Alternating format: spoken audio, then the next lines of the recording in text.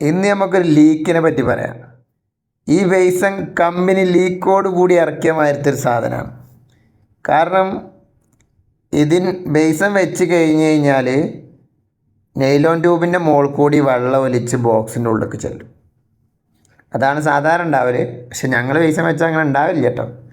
ഇതിന് ഞങ്ങൾ ഒരു ട്രിക്ക് ഉപയോഗിക്കണത് പറഞ്ഞു കഴിഞ്ഞാൽ 1 ഇഞ്ച് പൈപ്പ് അവിടെ വെച്ചിട്ട് അതിൻ്റെ ചുറ്റോറും സിലിക്കോൺ ഇട്ട് കൊടുക്കുക എന്നുള്ളതാണ്. ആ വെള്ളം അവിടെ ഇങ്ങനെ നിൽക്കും, ഉള്ളിലേക്ക് ഇറങ്ങൂല.